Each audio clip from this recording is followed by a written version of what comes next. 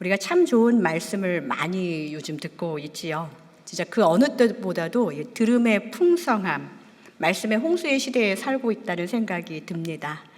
들리는 모든 말씀을 놓치지 않고 막 따라 적고 싶을 만큼 어쩌면 그렇게 말씀들이 훌륭하고 대단한지요. 그냥 제 머리와 제 가슴이 말씀을 막 향해 있고 그 어떤 말씀도 놓치지 않고 이거를 따라했다고 하지는 않으면서 어떻게 이 말씀에 잘 녹일 수 있을까? 뭐 그런 생각을 하기도 합니다. 미디어의 영향이 우리를 이 들음의 영성, 그러니까 들음의 풍성함을 누리는 그런 은혜를 많이 주고 있는 것 같습니다.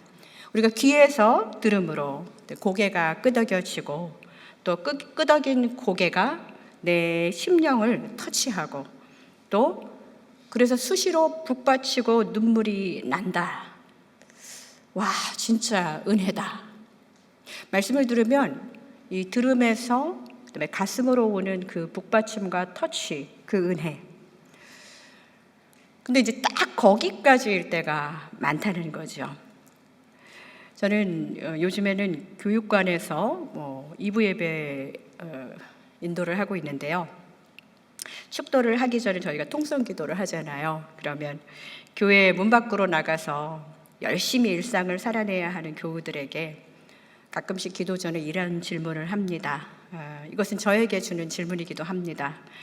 오늘 우리는 너무나도 가슴 뜨겁고 진짜 말씀을 받았습니다.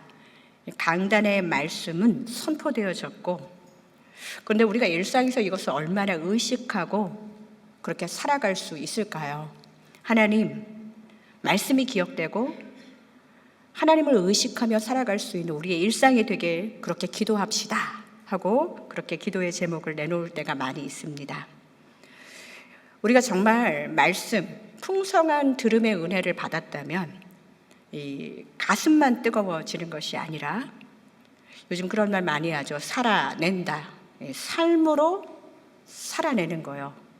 우리의 이성과 우리의 감정과 그리고 우리의 의지 모두가 다 하나님을 향해 있어서 그 의지로 행함으로 가는 진짜 그런 말씀과 내 일상이 정말 간격이 좁혀지는 그런 삶으로 우리가 살아가고 있는가? 우리는 말씀을 받으면서 오늘도 들려지는 말씀 가운데서 나는 어떻게 이 말씀과 내 삶의 간격을 좁힐 것인가 고민할 필요가 있다는 것이지요. 기도 꼭 해야 된다는 말입니다. 그래서 하나님의 말씀과 내 삶의 거리 얼마나 될까? 이것은 말씀을 전하는 저 같은 사람들에게는 늘 고민이 됩니다. 자주 암송하고 좋아하는 말씀 중에 시편 23편 여호와는 나의 목자시니 내게 부족함이 없으리로다. 우리 같이 한번 해볼까요? 시작. 여호와는 나의 목자시니 내게 부족함이 없으리로다. 아멘이십니까? 네. 이게 머리로는 어릴 때부터 이 말씀을 외웠고 또 여호와가 나를 기르시는 목자라는 것을 잘 알고 있지만 그리고 감정적으로 그래서 주님이 내가 양이고 주님이 목자여서 너무 다행이고 감사하다는 것을 알지만 여전히 내 일상은 내게 부족함이 없으리로다 하는 그 이야기가 내 삶에 이루어지지 않고 늘 부족한 것 투성일 때가 많고 그래서 감사가 없을 때가 많고 그래서 그냥 이 구절은 그냥 내가 좋아하는 말씀이지만 내게는 이루어지지 않는 것 같은 그런 말씀이 될 때가 많이 있습니다.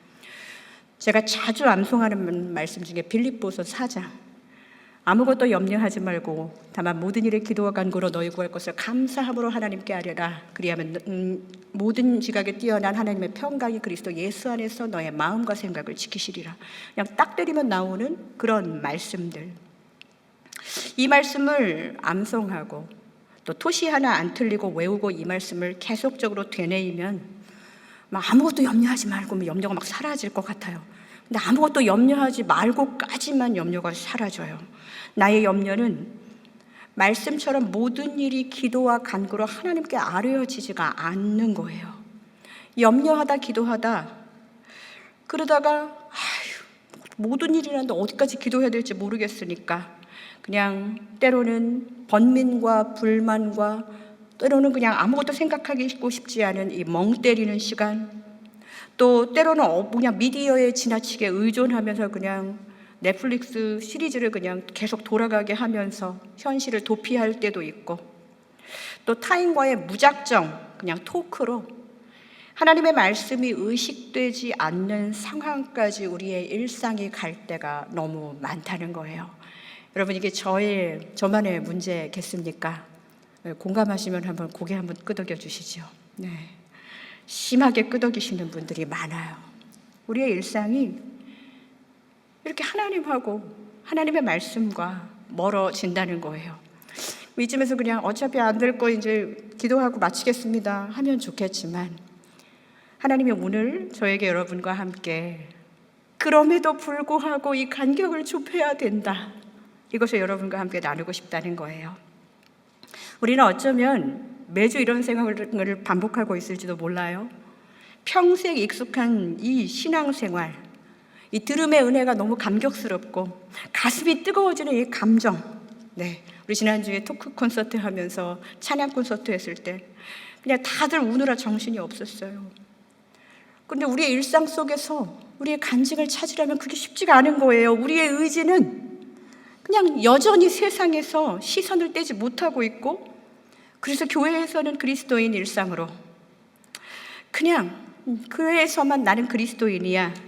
그런데 일상에서는 듣고 느낀 것은 많지만 지성과 감정, 이것은 하나님을 향해 있는 것 같지만 나는 그냥 주일 썬데이에 잠깐 교회에 다니는 사람으로 우리의 일상을 그냥 그렇게 하나님이 나와 도와주시기는 하지만 나는 하나님을 가끔씩 왔다 갔다 할 수도 있어 라는 생각으로 살아가고 있는, 전문용어로 썬데이 크리스천, 그냥 주일 기독교인, 그리스도인으로 살아가고 있을 때가 많다는 것이죠. 썬데이 크리스천이라는 말은 없습니다. 그냥 우리의 매 순간, 날마다 숨쉬는 순간마다 예수 그리스도가 우리 몸에서 드러나는 증인의 삶을 사는 것이 바로 그리스도인이라는 것이죠. 그렇다면 우리는 정말 그리스도인인가요? 말씀은 우리에게 그렇게 힘든 이중 생활로 살지 말라고 우리를 가르치고 있어요. 듣고 배운 것을 살아내는, 어떤 이중 생활이 어렵겠습니까? 아니면 듣고 배운 것을 살아내는 것이 어렵겠습니까? 이중 생활이 쉽죠. 그동안 우리가 그렇게 해왔으니까. 그러나 우리는 그 어려운 것들을 해내게 하시는 성령님을 의지해서 하나님의 말씀과 내 일상의 간격을 좁혀야 될 줄로 믿습니다.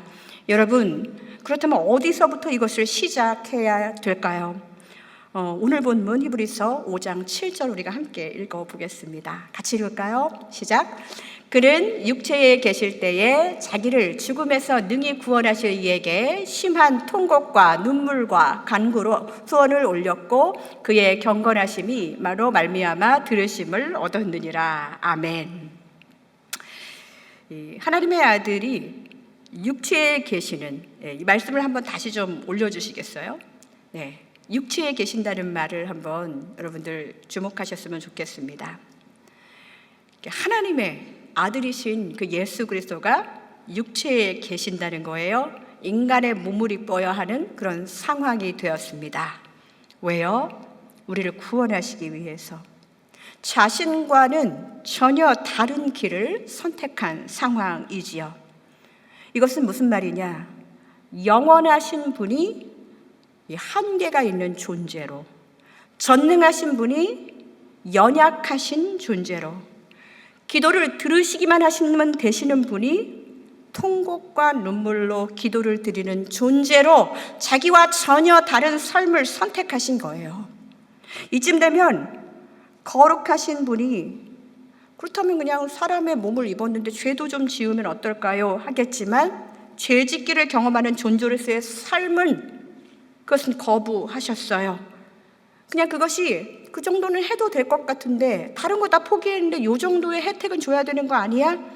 그러나 예수 그리스도가 선택한 것은 유한함과 연약성, 이것은 취하셨고 이 경건하심은 지켜가셨다. 저를 한번 따라해 볼까요? 예수님은 연약성은 취하셨으나 경건하심은 지키셨다. 네, 예수님은 정말 유한하고 연약한 것을 정말 스스로 취하셨죠. 그렇다고 해서 죄 짓는 것까지 권리로 삼지 않으시고 경건하심을 취하셨다. 우리는 이 지점을 잘 기억해야 합니다. 인간의 유한함, 연약함, 이것이 우리의 현실이고 일상이에요. 하나님처럼 될 수 없어요. 우리는 이것을 먼저 알고, 우리가 원래 이런 존재라는 것을 알고 있습니다. 그냥 죄로 인해서 아무런 상관없이 죽음을 향해 열심히 살아가고 있는 우리들에게 이 하나님이라는 그 이름이 우리의 일상에 들어와서 우리가 그 이름을 부르게 된 거예요. 예수 그리스도 때문에. 그리고 그 의미는 나의 유한함이 하나님처럼 전능하게 된다 이런 말이 아니라 나의 연약함과 유한함은 하나님의 영원을 향해서 시선을 두고 나의 연약함은 하나님의 능하신 손 안에서 내가 그분의 은혜의 혜택을 입고 살아간다는 것이지 내가 강해지고 하나님처럼 된다는 것이 아니에요. 우리는 하나님께 연결된 존재로 살고 있다는 것입니다. 이것을 여러분들 신뢰하십니까? 우리는 하나님께 연결되어 있는 사람들입니다. 연약하지만 믿고 싶은 구석, 믿고 있는 구석이 있다는 거예요. 나는 지금 다른 사람과 달라 보이지 않지만 우리는 영원을 향해 달려가고 있는 하나님과 접속되고 하나님과 연결된 삶인 줄 믿습니다. 여러분, 이것을 신뢰하면서 나아가기를 원합니다.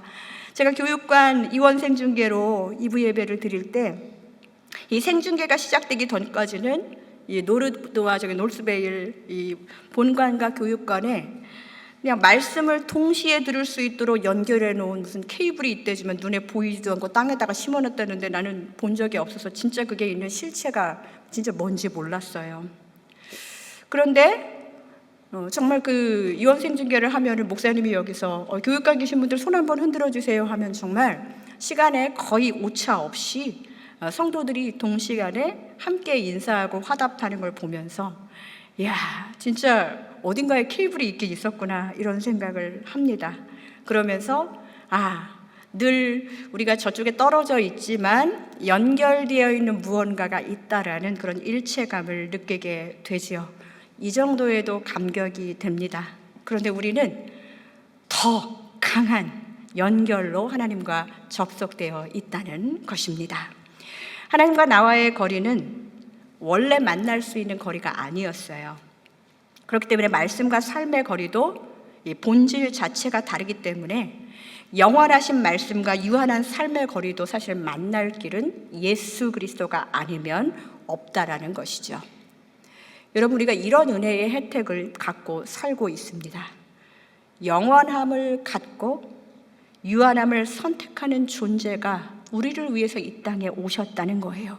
그분 때문에 이것이 가능해졌어요. 그리고 그 일을 가능하게 하신 우리 주님이 우리의 구원자시고 여호와는 나의 목자시니 우리에게 부족함이 없을 줄로 믿습니다. 이것이 우리에게 정말 고백이 되어야 한다는 거예요. 언제까지 내가 확신도 없고 내 일상과 아무런 관계도 없는 말을 그냥 읽고 되뇌이면서 오히려 이 세상이 그냥 유행가가 주는 가사가 더 공감이 되고 맞아, 나는 원래 이런 존재였지 하면서 거기서 눈물 흘리고 말씀은 그냥 내 삶과 계속 거리를 두면서 그렇게 살고 있는 우리로 그렇게 살아가고 계시겠습니까? 예수님은 하나님의 말씀과 우리 일상의 거리를 좁히시고 가까이, 더 가까이 그 간격을 줄이고 결국은 일치하는 삶을 살도록 우리에게 구원의 은혜를 주셨습니다. 이 땅에서 영원하신 하나님 나라를 미리 맛보고 경험할 수 있는 기회를 가진 우리들이 이제는 정말 그냥 나는 천국 가는 거 그 티켓 하나 받았으면은 나는 그냥 이렇게 살아도 돼라는 생각이 아니라 하나님 나라를 미리 맛보며 사는 그 즐거움 안으로 깊이 들어가야 한다는 것입니다. 그래서 히브리서 기자는 예수님이 하신 일에 대해서 이렇게 한마디로 이야기합니다. 8절을 한번 볼까요? 그가 아들이시면서도 받으신 고난으로 순종함을 배워서. 여러분, 하나님의 아들의 자리에 있을 때 순종하셔서 그분이 받은 혜택이 뭐냐면 뭔가 더 하나님보다 좋은 자리로 들어가는 것이 아니라 육체를 가지셨어요. 순종의 대가가 육체라고 하면 나는 그런 거 안 할 것 같아. 순종하면 뭔가 더 큰 대가가 있어야 될 거 아니야. 이것이 우리의 이 마음속에 있는 죄된 생각의 본성입니다. 그런데 예수 그리스도는 순종하셔서 육체를 가지셨고 그 육체를 가지셔서 이 잔을 내게서 옮겨달라고 그렇게 기도했지만 그냥 그 육체를 가지고 고난의 잔을 피하는 그 영광보다 하나님의 뜻을 이루는 길을 선택하셨어요. 이 부분이 신학적으로 정말 중요하고 사실은 우리에게 이 부분이 연결이 되고 이렇게 가슴에 와 닿아야 합니다. 순종을 이해하는 데 있어서 고난의 잔을 옮기는 거, 우리는 항상 그것 때문에 하나님께 순종하면 무언가 이 고난의 잔이 옮겨질 것이다 생각하지만, 그리고 그것을 기대하지만 하나님의 크신 계획 아래서는 그냥 우리 한 사람의 고난의 잔에 옮기는 것보다 더 큰 하나님의 계획, 나하고 상관없는 그 구원이 무슨 상관이에요라고 말할 수 있겠지만 이 세상 가운데 하나님의 역사를 이루시는 그 큰 은혜, 나도 원래는 그 은혜에 들어갈 수 없었는데 모두를 함께 구원하기 위한 그 하나님의 은혜가 순종의 결과라는 거예요. 그냥 하나의 작은 일을 완수하기 위한 것이 아니라 하나님의 크신 계획 안에, 그 계획 안에서 내가 사용되어지고 내가 순종한다는 그것이 피조물들이 가져야 되는 소명이라는 것이지요. 예수 그리스도의 이 겸손한 순종의 배울 것이 필요 없는 그분은 순종을 하셔서 육체가 되셨고 육체를 입으셔서 더 순종하게 되셨고, 그리고 그것을 히브리서 기자는 아주 당돌하게 예수 그리스도도 순종을 배웠다, 이 배움을 통해서 완전한 구원을 이루었다, 이렇게 이야기하는 것입니다. 이것이 우리의 일상에 어떻게 들어올 수 있겠습니까? 그는 나는 정말 대단한 미모임에도 불구하고 고난으로 순종함을 배워서 내 얼굴을 기대하지 않고 내 보이는 것들을 기대하지 않고 의지하지 않고 내가 정말 보이지 않는 곳에서 내가 어머니로서 아내로서 내가 이 순종함을 점점점 배워가면서 우리의 자녀들을, 우리의 남편을, 우리의 가족들을 하나님의 구원 안에 초대했다. 우리의 일상에 하나님의 말씀이 들어와서 내가 순종함으로 내 주변이, 내 삶의 일상이 변하는 은혜가 반드시 있다는 것입니다. 결국 하나님의 말씀과 일상의 삶을 가깝게 하는 것이 가능하려면 순종은 필수라는 것이지요. 근데 이런 이야기들을 할 때마다 나는 부족해, 나는 좀 더 배워야 돼, 우리는 계속 그래서 들으려고 하고 무언가 채우려고 하는 이 귀와 또 이 감정의 이 만족만을 채우려고 합니다. 히브리서 기자는 그런 사람들에게 하나님의 말씀은 정말 일상을 살아낼 준비를 시킨다는 것을 우리에게 알려주고 있지요. 히브리서 5장 12절에서 14절까지의 말씀을, 이거는 약간 혼나는 듯한 말투거든요. 근데 우리가 한번 이 이야기를 함께 읽으면서 우리가 정말 이렇지 않나 한번 그렇게 성찰하면서 읽기를 원합니다. 히브리서 5장 12절에서 14절까지의 말씀입니다. 시작. 때가 오래되었으므로 너희가 마땅히 선생이 되었을 터인데 너희가 다시 하나님의 말씀의 초보에 대하여 누구에게서 가르침을 받아야 할 처지이니 단단한 음식은 못 먹고 젖이나 먹어야 할 자가 되었도다. 우리 먼저 여기를 보겠습니다. 예수 믿은 지 되게 오래됐잖아요. 벌써 예수 그리스도는 우리에게 많은 은혜를 주셨고 말씀을 주셨기 때문에 우리가 선생이 되었을 것이라고 기대하고 있는데 여전히 말씀의 초보, 일상과 말씀이 너무나도 먼, 그래서 계속 가르침을 받아야 하는 그런 처지로 이제는 제대로 된 단단한 음식, 유동식을 먹을 때도 됐는데 계속 이렇게 젖만 먹고 있는 우리들의 모습이라는 것이죠. 그래 13절을 한번 보겠습니다. 같이 읽겠습니다. 시작. 이는 젖을 먹는 자마다 어린아이니 의의 말씀을 경험하지 못한 자요. 자, 젖을 먹는 자마다 어린아이니, 나는 진짜 너무 어려. 그래도 영이라도 어려서 다행이다. 뭐 이런 게 아니에요. 자, 의의 말씀을 경험하지 못한 자를 성경은 어린아이라고 이야기합니다. 말씀에 대한 경험이 있음에도 불구하고 그냥 그것은 내 인생에 한 번 있었던 좋은 경험, 그러나 뭐 또 그런 일이 일어나겠어? 그렇게 그냥 잊혀져 가지요. 의의 말씀을 우리가 정말 매 순간의 예배마다 정말 들음의 은혜와 또 감정의 터치가 있었다면 그것은 의의 말씀을 경험하게 하시는 하나님의 은혜의 초대입니다. 우리의 의지가 하나님을 향해 있으면 그의 의의 말씀에 대한 뭐가 있어야 된다고요? 순종이 있어야 될 줄로 믿습니다. 그래야 우리가 단단한 음식을 먹고 더 맛있는 하나님의 말씀 안으로 들어가는 것이지요. 자, 14절 함께 읽습니다. 단단한 음식은 장성한 자의 것이니 그들을 지각을 사용함으로 연단을 받아 선악을 분별하는 자들이니라. 아멘. 단단한 음식은 장성한 자들의 몫이다 했는데 이게 이제 딱딱하거나 단단하다는 것이 아니라 이제는 맛이 있는 정말 이 텍스처로도 그렇고 미각을 정말 행복하게 해줄 만한 정말 그런 말씀의 그런 달달함과 또 짭조름함과 정말 뭐 여러 가지 풍미가 있는 그 맛을 볼 때가 된 사람들, 그리고 그것의 맛을 아는 사람들은 장성한 사람이라는 것이에요. 거기에는 매운맛, 쓴맛, 짠맛, 인생의 여러 가지 맛, 그들은 지각을 사용함으로 하나님이 주신 그 말씀 안에서 지각을 사용함으로 연단을 받아서 선악을 분별한다는 거예요. 고난 가운데서도 선과 악을 분별할 수 있는 레벨로 하나님이 업시켜 주신다는 것입니다. 하나님의 말씀이 내 일상을 지배하는 삶으로 하나님이 인도해 주신다는 것이지요. 여러분, 세상에 얼마나 많은 지식을 갖고 정말 이 세상에서 인생을 망치고 사는 사람들이 얼마나 많이 있습니까? 많이 안다고 해서 더 갖고 싶고 더 알고 싶어서 불의를 행하는 사람들이 얼마나 많이 있습니까? 그런데 하나님은 우리에게 정말 지각을 사용해서 그 단단한 음식, 여러 가지 맛의 하나님 말씀의 정말 그 맛을 알게 한 우리들에게 우리의 지각을 사용함으로 연단을 받아서 뭐가 선인지 뭐가 악인지를 분별하게 하시는 분이라는 것입니다. 우리는 사실은 하나님께서 여기까지 다 준비시키려고 여기 이곳에 함께 계속적으로 우리 들음과 또 감정의 터치를 받고 있는 거예요.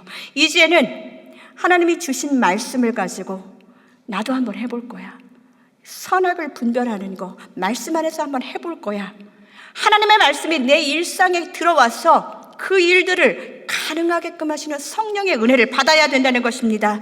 정말 계속적으로 세상의 지식과 내 일상의 삶과 하나님의 말씀이 계속 그냥 따로따로 그냥 움직이는 그런 정말 살기도 어려운 이중 삼중 그런 인생으로 사는 것이 아니라 하나님은 단순한 인생, 들음의 은혜, 감정에 터치했으면 이제 의지적으로 하나님을 바라보면서 행함으로 하나님께 영광 돌리라고 이 단순한 은혜를 우리에게 주신 것입니다.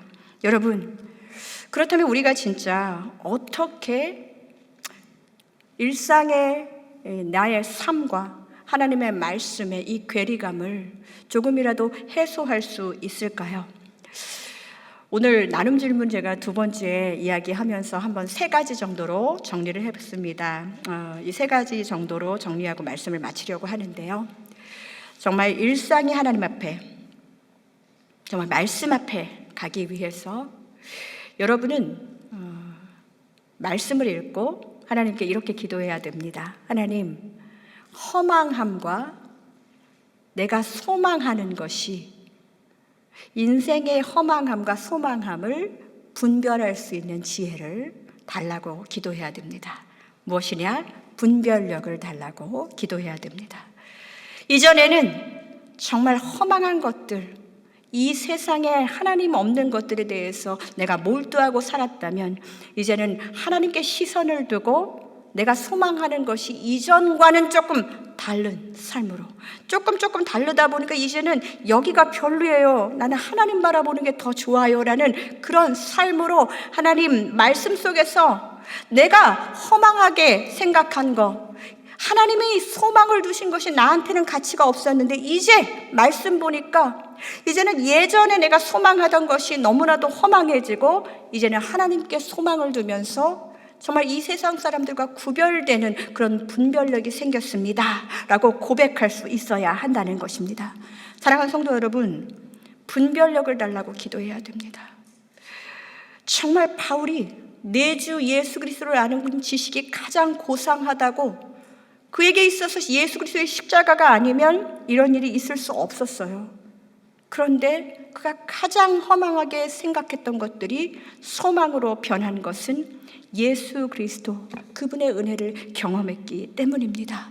이제는 저주로 말고 단단한 음식 먹으면서 우리에게 분별력 주시기를 함께 소망하며 기도하기를 원합니다. 두 번째로, 우리에게 있어서 우리의 일상과 하나님의 말씀의 간격을 좁히기 위해서는 이 균형 있는 영성이 필요합니다. 뭐에 대한 균형이냐? 말씀과 이 현실에 대한 균형이 있어야 한다는 것이죠. 나는 오늘 말씀 들었으니까 그냥 말씀만 주구장창 보면서 말씀만 생각할래 하면서 현실을 도피하는 삶, 그것이 아니라는 거예요. 아니, 말씀은 말씀이지만 나는 지금 현실에서 할 일이 너무나도 많아 하면서 하나님을 잃어버리면서 현실에 열심히 사는 것도 하나님이 원하시는 삶이 아니라는 거예요. 일하면서 경건을 지켜가는 삶.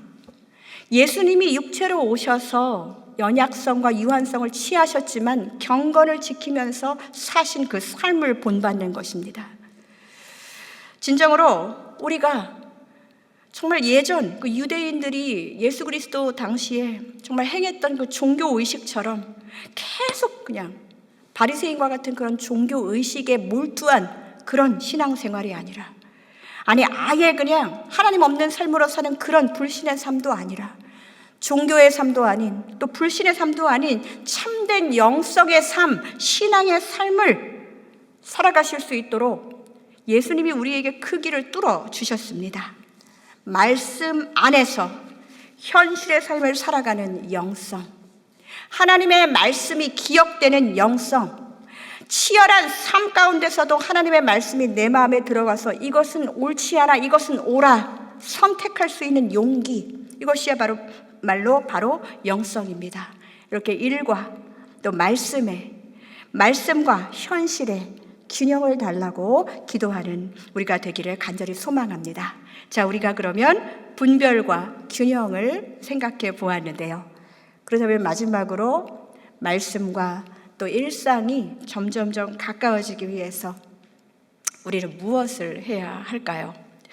제가 아까 조장 모임 때 잠깐 말씀드렸는데 시오자로 시작한다고 그랬어요. 뭘까요, 여러분? 네, 두 글자인데 시오자로 시작하는. 네, 어디서 들린 것 같긴 한데요. 순종입니다. 순종. 아들이시면서도 고난받는 순종. 내가 할 수 있지만 안 하는 순종. 할 수 있지만 안 한다는 것은 내가 누군가를 원망할 수 있고 미워할 수 있고 용서하지 않을 수 있지만 말씀을 기억하면서 내 본성으로 살지 않도록 하나님께 연결되어 있는 순종, 이것을 이야기합니다. 순종이라는 것은 이 교회 공동체 안에서 진짜 많이 사용되죠. 소위 말하는 어떤 사람들은 순종 이거 가스라이팅 아니야? 이런 말까지도 합니다. 그런 순종 아니에요. 사람에 대한 순종은, 사람을 의식하면서 하는 순종은 진정한 순종이 아닙니다. 예수 그리스도가 그런 순종을 하셨다면 이 구원은 일어나지 않아요. 하나님을 두려워하는 순종. 내 이성의 소리로 나는 이렇게 하기로 작정했지만 하나님이 그 길이 아니라면 안 가기로 결정하는 순종. 다시는 마주하고 싶지 않은 누군가에게 내 고개를 들려서 내 시선을 그에게 맞추고 예수 그리스도를 대하듯이 바라보고 인사할 수 있는 순종. 내 권리를 포기하고 내 안에 가지고 있는 육신의 생각과 소리들이 십자가 때문에 다 포기되어질 수 있는 것이 바로 순종입니다. 갈라디아서 2장 20절의 말씀을 우리가 다 함께 읽으면서 우리가 진정으로 어떤 순종을 해야 되는지 이 시간 함께 이 말씀을 함께 읽어보도록 하겠습니다. 갈라디아서 2장 20절 말씀입니다. 시작. 내가 그리스도와 함께 십자가에 못 박혔나니 그런즉 이제는 내가 사는 것이 아니요 오직 내 안에 그리스도께서 사시는 것이라. 이제 내가 육체 가운데 사는 것은 나를 사랑하사 나를 위하여 자기 자신을 버리신 하나님의 아들을 믿는 믿음 안에서 사는 것이라. 아멘. 이 말씀이 여러분에게 말씀과 삶의 거리를 좁히는 정말 솔루션을 위한 좋은 말씀이 되기를 원합니다. 다른 것보다도 함께 그분이 우리 때문에 함께 육체를 입으신 것처럼 우리는 그분 때문에 함께 십자가에 못 박혀야 한다는 것이죠.